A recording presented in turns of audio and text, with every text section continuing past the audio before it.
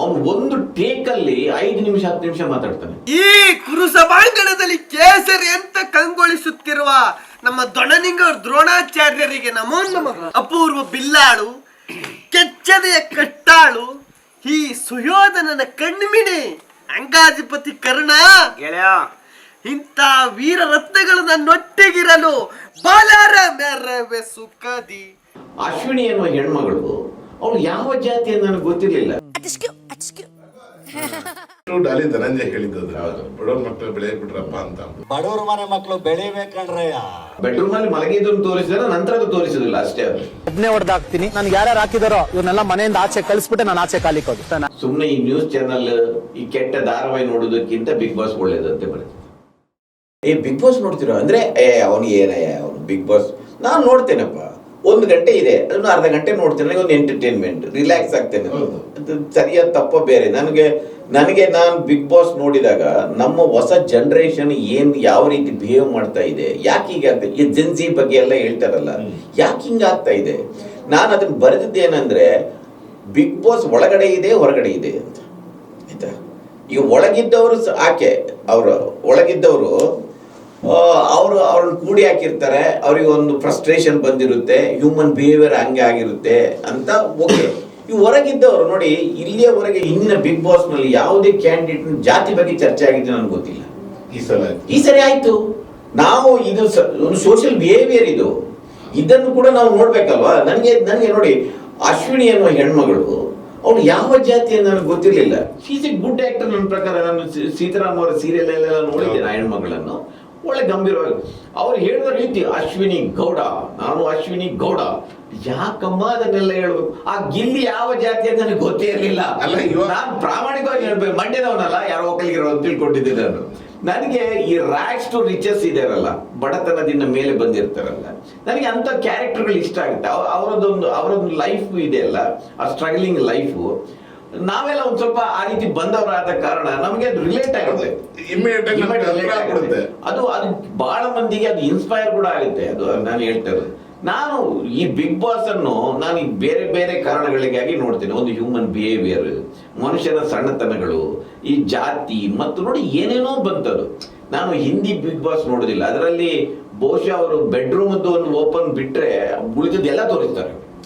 Bedroom ಅಲ್ಲಿ ಮಲಗಿದ್ದನ್ನು ತೋರಿಸಿದ್ರೆ ನಂತರ ಅದು ತೋರಿಸುದಿಲ್ಲ ಅಷ್ಟೇ. ಅದು ಅಷ್ಟು ಕೆಟ್ಟದಾಗಿದೆ. ನಾನು ಅದನ್ನು ಈಗ ಬಿಗ್ ಬ್ರದರ್ ಅಂತ ಏನೋ ಸ್ಟಾರ್ಟ್ ಆಗಿತ್ತು ಇಂಡಿಯಾ, ಅದೆಲ್ಲ ಆಗಿತ್ತು.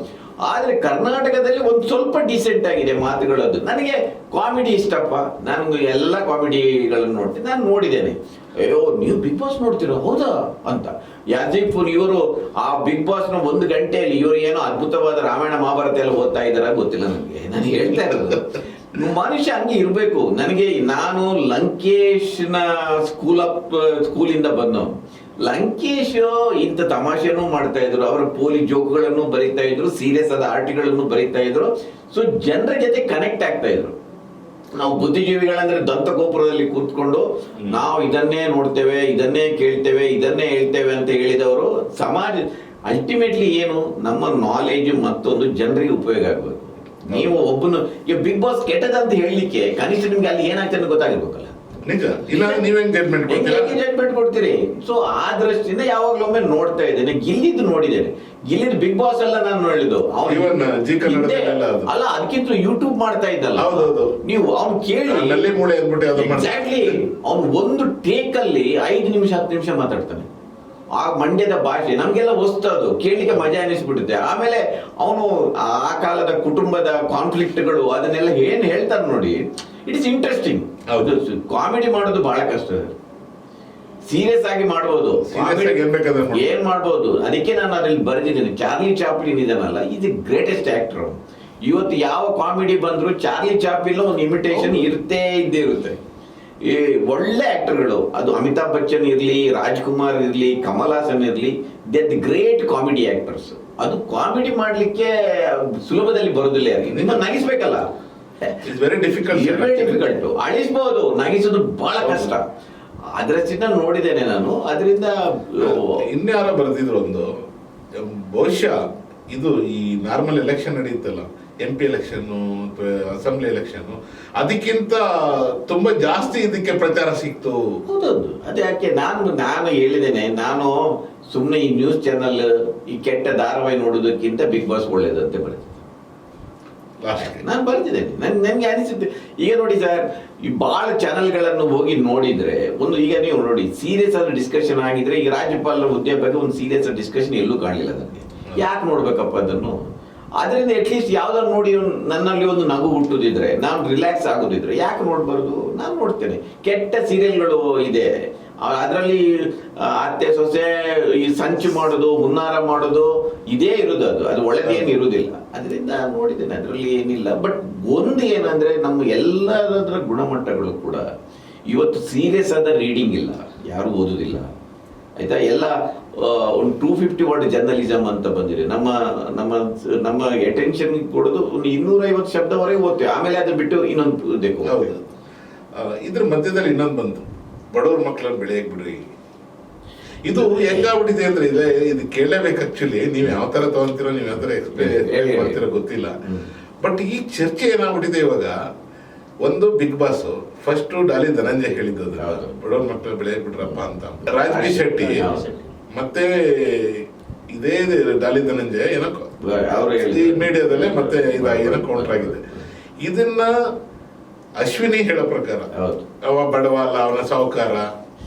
ಸೊ ಈಗ ನಿಮ್ಗೆ ಶರ್ಟ್ ಹಾಕೊಳಕ್ ಇಷ್ಟ ಇರೋದಿಲ್ಲ, ಮನೇಲಿ ಇದ್ದಾಗ ಹಂಗೆ ಇರ್ತೀಯ, ಹೊರಗಡೆ ಹೋಗ್ಬೇಕು ನಾನು ಶರ್ಟ್ ಹಾಕೊಂಡು ಹೋಗ್ತೀರಿ. ಯೂಸಲಿ ಮುಂಚೆ ಇದ್ದಿದ್ದು ಜೀವನ ಶೈಲಿ ಆಲ್ಮೋಸ್ಟ್ ಅದೇ ತರ ಇದ್ದಿದ್ದು. ಸೊ ಅದ್ರಲ್ಲಿ ಈ ತರ ಎಲ್ಲ ನನ್ಗೆ ಅದು ವಿಚಿತ್ರ ಅನಿಸುತ್ತೆ. ನೀವು ಏನಾಗಿದೆ ಅಂದ್ರೆ, ನೀವು ಸಿಂಪಲ್ ಆಗಿ ಇರುವುದೇ ಒಂದು ಅಪರಾಧ ಅಂತ ಆಗ್ಬಿಟ್ಟಿದೆ ಇವತ್ತು. ಈಗ ಗಾಂಧೀಜಿ ಈ ದೇಶದಲ್ಲಿ ಎಲ್ಲರೂ ಮೈ ಮುಚ್ಚುವಷ್ಟು ಬಟ್ಟೆ ಹಾಕುವವರೆಗೆ ನಾನು ಬಟ್ಟೆ ಹಾಕೋದಿಲ್ಲ ಅಂತ ಸೂಟಲ್ಲಿ ಇದ್ದವರು, ಅವರು ಫಾರಿನ್ ಅಲ್ಲಿ ಬ್ಯಾರಿಸ್ಟರ್ ಮಾಡಿದವರು, ಅವರು ಸೂಟ್ ಬೂಟ್ ಹಾಕೊಂಡವರು ಅವರು ಕಿತ್ತಾಕ್ಬಿಡ್ತಾರೆ. ಅದು ಒಂದು ಎಕ್ಸ್ಟ್ರೀಮ್. ಅದೇ ಗುಜರಾತಿಂದ ಬಂದ ಇನ್ನೊಬ್ರು ಮಹಾಶಯರು, ನಮ್ಮ ಸನ್ಮಾನ್ಯ ನರೇಂದ್ರ ಮೋದಿ ಅವರು ಗಂಟೆಗೆ ಒಂದು ಡ್ರೆಸ್ ಚೇಂಜ್ ಮಾಡ್ತಾರೆ. ಅದೇ ಒಂದು ಗಾಂಧಿ, ಇನ್ನೊಂದು ಮೋದಿ, ಈ ಎರಡು ಮಾಡೆಲ್ಗಳು ನಮ್ಮ ಮುಂದೆ ಇದೆ. ಇದೇ ರೀತಿ ಬಡವರ ಮಕ್ಕಳನ್ನು ಬೆಳೆಬೇಕು ಎನ್ನುವುದು ನಿಜ. ನಾನು ಅದನ್ನು ಎರಡು ಎಕ್ಸ್ಟ್ರೀಮ್ಗೆ ತಗೊಂಡೋಗಿದ್ದಾರೆ. ಆಕ್ಚುಲಿ ನಾನು ಗಿಲ್ಲಿಯನ್ನ ನೋಡಿದ್ದೇನೆ, ಎರಡು, ನಾನು ರೆಗ್ಯುಲರ್ ಏನು ವಾಚ್ ಮಾಡಿಲ್ಲ ಅದನ್ನು, ಬಟ್ ನೋಡಿದ್ದೇನೆ. ನನ್ನ ಪ್ರಕಾರ ಅವನು ಎಲ್ಲೂ ಕೂಡ ನಾನು ಬಡವ ಅಂತ ಹೇಳಿಲ್ಲ, ಅವನು ಯಾವ್ದ್ರ ಬಗ್ಗೆ ಮಾತಾಡಿಲ್ಲ. ಅವನು ಏನ್ ಹೇಳಿದ್ದೇನೆ ನಾನು ಕೇಳಿದ್ದೇನೆ. ಅವನು ಒಂದು ಏನಂದ್ರೆ, ಅವನು ಮನೆ ಬಿಟ್ಟು ಓಡಿ ಬರ್ತಾನೆ ಬೆಂಗಳೂರಿಗೆ. ನೋಡಿ, ಅದೊಂದು ಸ್ವಾಭಿಮಾನದ ಬದುಕು. ನಾವು ಈಗ ಮಂಗಳೂರಿನಲ್ಲಿ ನೋಡಿದ್ರೆ, ನಮ್ಮ ಎಲ್ಲ ಪೂರ್ವಜರು ಮಂಗಳೂರು ಬಿಟ್ಟು ಬಾಂಬೆಗೆ ಓಡಿ ಹೋದ್ರು. ನನ್ನ ಅಪ್ಪನೇ ಹಂಗೆ ಹೋದವ್ರು. ನಾನು ಹೇಳೋದು, ನಾನು ಯಾಕೆ ರಿಲೇಟ್ ಆಗ್ತಾನೆ ಅಂತ ಹೇಳ್ತಾ ಇದ್ದೇನೆ ನಾನು, ಆಯ್ತಾ? ಅವ್ರು ಓಡಿ ಹೋದವರು, ಓಡಿ ಹೋಗಿ ಆಮೇಲೆ ಬ್ಯಾಂಕಲ್ಲೆಲ್ಲ ಸೇರ್ಕೊಂಡ್ರು, ಅದು ಏನೇನೋ ಆಯ್ತು, ಅದು ಅವರ ಸ್ಟ್ರಗಲ್ ಅದು. ಸೊ ಇವನು ಮನೆಯಲ್ಲಿ ಅವನು ಊಟಕ್ಕಿಲ್ಲ ಅಂತ ಓಡಿ ಹೋಗಿದ್ದಲ್ಲ, ಬಡವಂತ ಓಡಿದಕ್ಕೆ ಹೋಗಿದ್ದಲ್ಲ. ಅವನು ನನಗೆ ಅವನಿಗೆ ಅಸಿಸ್ಟೆಂಟ್ ಡೈರೆಕ್ಟರ್ ಆಗಬೇಕು, ಎಂಟರ್ಟೈನ್ಮೆಂಟ್ ಸೆಕ್ಟರ್ ಹೋಗ್ಬೇಕು, ಇಂಥದ್ದು ಏನೋ ಕನಸ್ಕೊಂಡು ಹೋಗಿದ್ದಾರೆ. ಆದರೆ ಇಲ್ಲಿ ಒಂದು ಸಮಸ್ಯೆ ಇದೆ, ಈ ರೀತಿಯ ಸ್ಟೋರಿಗಳಿಂದಾಗಿ.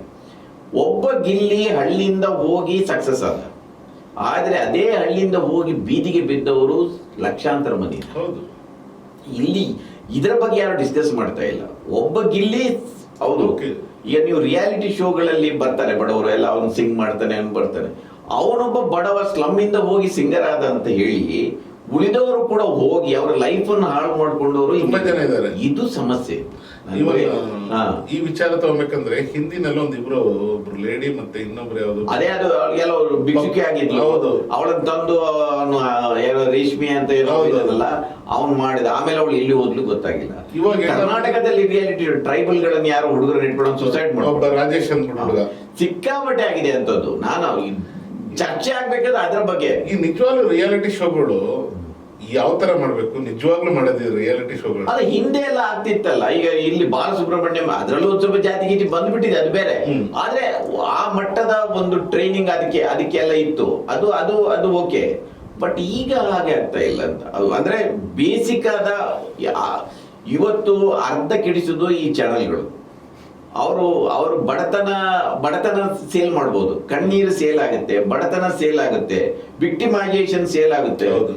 ನಾನು ಒಳ್ಳೆ ಮನೆತನದಿಂದ ಬಂದಿದ್ದೇನೆ ಅಂತ ಹೇಳಿದ್ರೆ ಜನ ಯಾರು ನೋಡುದಿಲ್ಲ. ನಾನು ತೀರಾ ಬಡವ ಸರ್, ನನಗೆ ಹೊಟ್ಟೆಗಿರ್ಲಿಲ್ಲ ಅಂತ ಅವ್ರ ಹತ್ರನೇ ಹೇಳಿಸಿ ಕಣ್ಣೀರ್ ಹಾಕಿಸಿ ಎಲ್ಲ ಮಾಡ್ತಾರೆ. ಅದರ ಪರಿಣಾಮ ಇದೆಲ್ಲ ಆಗ್ತಾ ಇರೋದು. ಈ ಎಫೆಕ್ಟ್ ಸೈಡ್ ಇದು ಎಫೆಕ್ಟ್ ಖಂಡಿತ. ನೀವು ಎಲ್ಲಾ ರಿಯಾಲಿಟಿ ಶೋಗಳಲ್ಲೂ ನಾನೀಗ ಈ ಸಂಗೀತಕ್ಕೆ ಸಂಬಂಧಿಸಿದಾಗೆ, ಕಾಮಿಡಿಗೆ ಸಂಬಂಧಿಸಿದಾಗೆ ಹಿಂದಿಗಳನ್ನು ಚಾನೆಲ್ಗಳನ್ನು ನೋಡ್ತೇನೆ. ನಾನು ಹೇಳಿದ್ದಲ್ಲ, ನಾನು ನ್ಯೂಸ್ ಚಾನೆಲ್ ನೋಡುದಿಲ್ಲ ಅಂತ. ಅದಕ್ಕೆ ಇದನ್ನೆಲ್ಲ ನೋಡ್ತೇನೆ. ಒಳ್ಳೆ ಸಿಂಗರ್ ಬರ್ತಾರೆ. ಅದು ಇವತ್ತು ಏನಾಗಿದೆ ಅಂದ್ರೆ ಅವರ ಪರ್ಸನಲ್ ಲೈಫ್ಗಳು ಇದೆಯಲ್ಲ ಅದ್ರ ಬಗ್ಗೆ ಜಾಸ್ತಿ ಇದಾಗ್ತಾರೆ. ಅದು ಕೂಡ ನಿಜ. ಈ ಬಹಳ ಮಂದಿ ವೋಟ್ ಹಾಕುವವರು, ಅವ್ನು ಬಡವ ಎನ್ನುವ ಕಾರಣಕ್ಕಾಗಿ ವೋಟ್ ಹಾಕುವವರು ಇದ್ದಾರೆ, ಇಲ್ಲ ಅಂತ ನನಗೆ ಹೇಳುದಿಲ್ಲ, ಅದು ಹಾಕ್ತಾರೆ. ಆದ್ರೆ ಅವನು ಹೇಗೆ ಅವನನ್ನು ಪ್ರೊಜೆಕ್ಟ್ ಮಾಡಿದ್, ನನ್ ಗಿಲ್ಲಿಯ ವಿಷಯದಲ್ಲಿ ಹೇಳಿದ್ರೆ ಅವನು ಎಲ್ಲೂ ಬಡವ ಅಂತ ಹೇಳಿಲ್ಲ, ಅವನು ಇರೋದೇ ಹಂಗೇನೆ. ಈಗ ನೋಡಿ, ಅವನು ಈಗ 50 ಲಕ್ಷ ವಿನ್ ಆದ ನಂತರನೇ ಅವನ ಪ್ಯಾಂಟ್ ಶರ್ಟ್ಗಳನ್ನು ನೋಡಿದ್ರೆ ಅವನು ಯಾವ ಶರವಣ ಅವನ ಚಿನ್ನದ ಮಾಲೆ ಹಾಕಿದ ಅವನ ಮನೇಲಿ ಕಿತ್ತಾಕ್ಬೋದು. ಅವ್ನು ನಿಜವಾಗಿ ಕೊಟ್ಟಿದ್ದಾನ, ಅಲ್ಲಿ ಅಡ್ವರ್ಟೈಸ್ಮೆಂಟ್ ಕೊಟ್ಟಿದ್ದಾನ ಗೊತ್ತಿಲ್ಲ, ಅದು ₹1 ಆಗ್ಬೋದು ಅಷ್ಟು ಕೆಜಿ ಚಿನ್ನಕ್ಕೆ, ಅದು ಬೇರೆ. ಆದ್ರೆ ಅವನ ಆ ಸ್ಟೈಲ್ ಮಾಡಿಲ್ಲ. ಮುಂದೆ ಆಗ್ಬೋದೇನೋ ಗೊತ್ತಿಲ್ಲ, ಅದು ಬೇರೆ ವಿಚಾರ. ನಾನು ಆಗ್ಲೂ ಹೇಳಿದ್ದೆ, ಈಗ ಅವನು ಮುಂದೆ ಹೇಗಿರ್ತಾನೆ ಅನ್ನೋದ್ರ ಮೇಲೆ ಅವನ ಭವಿಷ್ಯ ಇರೋದು. ಈಗ ಅವನನ್ನು ಮೆರೆಸೋದು ನೋಡಿದ್ರೆ ಅವನು ಮೆರಿತಾ ಇದ್ದಾನೆ. ಅವನು ನೋಡಿ, ಹೋಗಿ ಮುಖ್ಯಮಂತ್ರಿಗಳು ನೋಡಿ, ಅವ್ರು ಅವನು ಬಿಗ್ ಬಾಸ್ ಆದ ಕೂಡಲೇ ಮೊದಲ ಟ್ವೀಟ್ ಮಾಡಿದ್ದು HD ಕುಮಾರಸ್ವಾಮಿ, ಯಾಕಂದ್ರೆ ಮಂಡ್ಯ ಅಲ್ವಾ, ಮಾಡ್ಬಿಟ್ರು. ಅದ್ರ ನಂತರ ಶಿವಕುಮಾರ್. ಆದ್ರೆ ಮುಖ್ಯಮಂತ್ರಿ ಏನು ಅದ್ರ ಬಗ್ಗೆ ಟ್ವೀಟ್ ಗೀಟ್ ಮಾಡಿರ್ಲಿಲ್ಲ, ಆಯ್ತಾ. ಮಾಡಿಲ್ಲ ಅಂತ ಇವ್ರು ಯಾರ ಕರ್ಕೊಂಡು ಹೋಗಿದ್ರು ಏನಯ್ಯ ಅಂತ ಅವ್ರು ನೋಡಿರ್ತಾರೆ. ಅವ್ರು ನೋಡಿರ್ತಾರೆ. ಬಹಳ ಮಂದಿ ನೋಡಿ, ರಿಲ್ಯಾಕ್ಸ್ ಆಗ್ಲಿಕ್ಕೆ ಏನ್ ನೋಡ್ಬೇಕು, ಕಾಮಿಡಿಯನ್ನೇ ನೋಡ್ಬೇಕು. ಮತ್ತೆ ಅದು ಒಡೆದಾಟ ನೋಡ್ಲಿಕ್ಕೆ ಆಗುದಿಲ್ಲ, ನೋಡುದಿಲ್ಲ. ಅದರಿಂದ ರಿಯಾಲಿಟಿ ಶೋಗಳಲ್ಲಿ ಬಹಳಷ್ಟು ಪ್ರತಿಭೆಗಳಿಗೆ ಅವಕಾಶ ಸಿಕ್ಕಿರುವುದು ನಿಜ, ಬಡವರ ಮಕ್ಕಳಿಗೆ ಕೂಡ ಅವಕಾಶ ಸಿಕ್ಕಿರುವುದು ನಿಜ. ಆದ್ರೆ ಈ ಚಾನೆಲ್ಗಳು ಬಡತನವನ್ನೇ ಒಂದು ಬಂಡವಾಳ ಮಾಡಿಕೊಂಡು ಅವರ TRP ಹೆಚ್ಚಿಸಲಿಕ್ಕೆ ಪ್ರಯತ್ನ ಮಾಡಿರುವುದು ನಿಜ. ಅದರ ನಡುವೆ ಈ ನೋಡಿ, ಹೊರಗೆ ಬಂದ ನಂತರ ನಾನು ಮನುಷ್ಯನ ಬಿಹೇವಿಯರ್ಗಳನ್ನು ನೋಡುದು, ಒಂದು ಸ್ಪೋರ್ಟ್ಸ್ ಮ್ಯಾನ್ ಸ್ಪಿರಿಟ್ ಅಂತ ಇರುತ್ತೆ. ಅವನಿಗೆ ಏನೇ ಆಗ್ಲಿ ಗೆದ್ದ ನಂತರ ಕೈ ಕುಲುಕಿ ಒಳ್ಳೆದಾಗ್ಲಿ ಅಂತ ಹೇಳುದು. ಫಸ್ಟ್ ಟೈಮ್ ಈ ಬಿಗ್ ಬಾಸ್ ನಲ್ಲಿ ಹೊರಗೆ ಬಂದ ನಂತರನೂ ಆ ಕೈಯನ್ನು ಉಳಿಸಿಕೊಂಡು ಕಾರೋದಿದೆಯಲ್ಲ ಅಶ್ವಿನಿಯನ್ನು ಹೆಣ್ಮಗಳು, ನನಗೆ ಅದು ಇಷ್ಟ ಆಗಲಿಲ್ಲ. ನೀವು ಆಯ್ತು ಗೆಲ್ದಿರಿ, ನನಗೇ ಬಂದಿರುತ್ತೆ ಹೈಯೆಸ್ಟ್ ಮತ, ಅದು ಎಲ್ಲ ಹೇಳೋದು, ಅದು ನನ್ನ ಪ್ರಕಾರ ನಾವು ನೋಡಿದವ್ರಿಗೆ ಗೊತ್ತಿರುತ್ತೆ, ಪರ್ಫಾರ್ಮೆನ್ಸ್ ನೋಡಿರ್ತಾರೆ, ಗೊತ್ತಿರುತ್ತೆ, ಅದು ಹಾಕಿರ್ತಾರೆ, ಆಯ್ತಪ್ಪ, ಅದು ಬಿಟ್ಬಿಡುದು. ಅದೇ ಫೈನಲ್ ಅಲ್ಲಲ್ಲ, ಅದೇ ಬದುಕಲ್ಲ. ಆಯ್ತು, ಬಿಗ್ ಬಾಸ್ ಆಯ್ತು, ಮುಗೀತು. ಇನ್ನೂ ಅದೇ ಅದರಲ್ಲೇ ಬದುಕ್ತಾ ಇರೋದು. ಇನ್ನು ಅವರು ಅಶ್ವಿನಿ ಅನ್ನೋ ಹೆಣ್ಮಗಳು ಇನ್ನು ಬಿಗ್ ಬಾಸ್ ಒಳಗಡೆನೆ ಇದ್ದಾರೆ, ಹೊರಗಡೆ ಬಂದಿಲ್ಲ. ಹೊರಗಡೆ ಬಂದ್ರೆ ಅವರಿಗೆ ವಾಸ್ತವ ಅರ್ಥ ಆಗುತ್ತೆ. ಇದು ಕೂಡ ನೋಡ್ಲಿಕ್ಕೆ ಇದೆ, ಮನುಷ್ಯನ ಬಿಹೇವಿಯರ್ಗಳನ್ನೆಲ್ಲ. ಸೊ ರಿಯಾಲಿಟಿ ಶೋಗಳು ಹುಷಾರಾಗಿ ಮಾಡ್ಬೇಕು, ಏನ್ ಮಾಡೋದು ಇನ್ಮೇಲೆ. ಹೆಚ್ಚಿನ ವಿಡಿಯೋಗಳಿಗೆ ಪ್ರತಿಧ್ವನಿ ಯೂಟ್ಯೂಬ್ ಚಾನೆಲ್ ಸಬ್ಸ್ಕ್ರೈಬ್ ಮಾಡಿ, ಬೆಲ್ ಐಕಾನ್ ಕ್ಲಿಕ್ ಮಾಡಿ.